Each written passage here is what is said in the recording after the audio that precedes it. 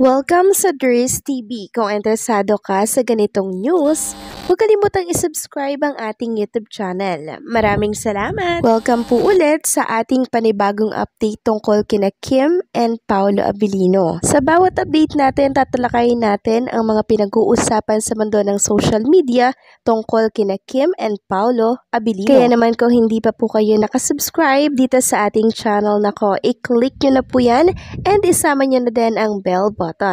So ayan, welcome back again sa ating YouTube channel mga ka-Kim Pao, and sa update natin ito, ang pag-uusapan natin ay tungkol sa mga importanteng kaganapan kina Kim and syempre kay Paolo Abilino. So kanina nga po sa mga nanood, nagabang po ng It's Showtime, present po si Chinita Princess, and kanina nga napansin natin na medyo okay na po yung kanyang itsura, unlike kahapon na talaga namang mugto yung kanyang mata. Ngayon na parang hindi na po mga ka-Kim Pao. So ibig sabihin, medyo okay na siguro siya sa kanyang allergy, kung umatake man po yung kanyang allergy. At alam nyo po ba, ang napansin ko nga po at tawang-tawa ako kay Chinita Princess dito, yung kanyang napakalaking earrings mga ka-Kim Pao, na parang gumamela ba to, 'di ba? Nagwo-worry tuloy ako na baka mapigtal to sa tenga ni Chinita Princess kasi sobrang laki niya, tapos feeling ko ang bigat niya mga ka-Kim Pao. Pero overall, kayang-kaya naman at caring-caring dalhin ni Chinita Princess kasi hindi naman siya maharot, 'di ba? Na baka alam niyo yun, matabig niya or masagi niya yung hikaw tapos mapigtal yung tenga niya, 'di ba? Caring naman ni Chinita Princess. So next topic naman, pag-usapan natin itong teleserye ni Kim and Paolo Abilino. So si Paolo Abilino po pala mga Kim Pao, every time na meron itong mga project or teleserye na gagawin, grabe talaga yung dedication niya, no? Grabe yung paghahanda niya para sa kanyang project. Katulad na lamang po nung Linlang, 'di ba? Sabi niya nga po dito, shinare ng isang account sa X. Sabi po ni Paolo Abilino sa kanyang statement, nagtataka daw yung ibang tao, parang nagpapabaya daw po si Paolo Abilino, pero it was all to prepare for Linlang. Kumbaga yung dedication ko na binigay sa proyektong to, binigay ko talaga. Hindi ako tumanggap ng ibang proyekto para matutukan ko to. At the same time, ang dami ko ring disiplina na in-instill sa sarili ko para ma-achieve yung sa tingin ko makakatulong sa show in some way in terms of believability.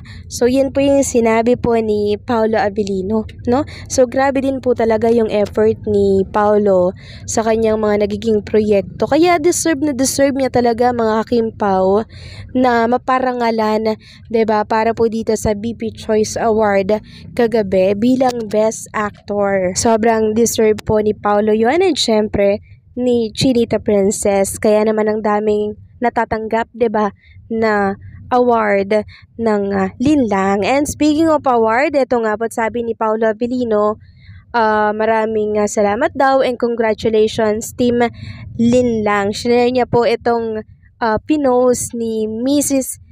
Harazi sa X na congratulations Team Linlang at sa lahat ng KPs na bumoto, and thank you BP Choice Award. So ayan mga ka-Kim Pao, nagpapasalamat po si Paolo and syempre sa lahat ng mga fans na talaga namang nag-effort, iboto po ang Linlang, and syempre si Kim and Paolo Abilino. Deserve naman nila. And kanina din nga po pala mga ka-Kim Pao, nakalimutan ko pong sabihin sa inyo na maging si Kim Chiu po ay nagpasalamat sa It's Showtime kanina sa award na natanggap po nila ni Paolo Abilino, and niloko nga po siya ni Kuya Bong na paletsyon ka naman dyan. Paletsyon daw po si Kim, ano, sa pagkakatanggap daw ng award nito sa BB's Choice Award. Knowing Chinita Princess, mapagbigay naman po yan kung anong i-request ng mga kanyang mga co-host. Syempre nagpo-provide naman yan. Samantalang pag-usapan naman natin ang tungkol dito sa kasuotan po ni Chinita Princess kanina. So, 'di ba ang kanyang pang-ibaba po ay parang maong na short, 'di ba? Mayroon po nagsasabi na suot mo na naman yung short ni Paolo Abilino, pero syempre Joke-joke lang siguro ito ng isang fan sa X. Sabi niya, Kimberly, suot mo na naman ang short ni Paolo. Tapos may peace sign. Dalawa yung picture na shinare niya. Kuha sa Showtime ni Chinita Princess. So, hindi naman ako magugulat na mga kakimpo kung suot ni Chinita Princess yung short ni Paolo Avellino kasi minsan na rin naman nating nakita, 'di ba?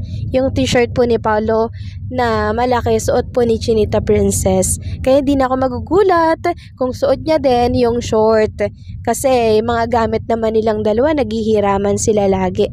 Ganyan naman po yung mag-couple, 'di ba, mga kakimpaw? Share sila sa lahat ng bagay. Maging sa coffee, 'di ba? Maging sa straw, share din sila. So, nakakatuwa lang mga kakimpaw dahil talaga namang pinapakita po ni Kim and Paolo Avellino na mag-couple na talaga silang dalawa, 'di ba? Hindi na po nila 'yon tinatago sa publiko. Although walang pag-amin, pero base po sa action nila, yun at yun po ang lumalabas. So, eto pa nga lang po na walang pag-amin. Kilos pa lang yung pinapakita ni Kim and Paolo Avellino. Ang daming bashers, 'di ba, na pinuputakti sila sa mundo po ng X, no? Sa mundo ng social media. So, ano na lang pag umamin si Kim and Paolo Avellino, siguradong ang daming mag-iiyakan ng mga bashers diyan na panatiko po nung Jay, 'di ba, na lagi pong minamaliit si Paolo Avellino, 'di ba? So, wag na nilang hangarin na mag-public si Kim and Paolo Avellino ng relationship kasi baka hindi po nila kayanin mga kakimpaw. Kasi ngayon pa nga lang, 'di ba, umuusok na po yung mga ilong nila sa galit. What more pa kung umamin na sila. But anyway, di naman po yan pinapansin ni Kim and Paolo Avellino.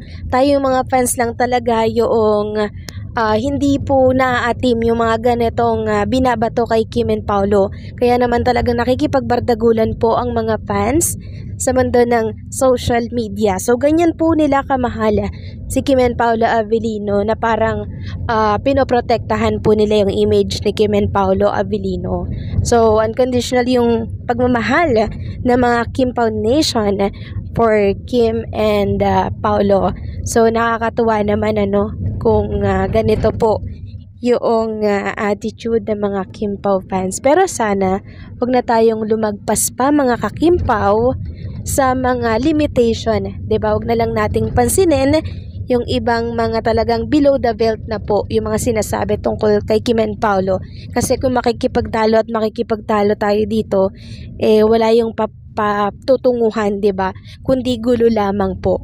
Kaya mas mainam na wag na po tayong mag-engage sa mga post nila na below the belt na. So, anong say nyo dito mga kakimpaw? Please comment down below.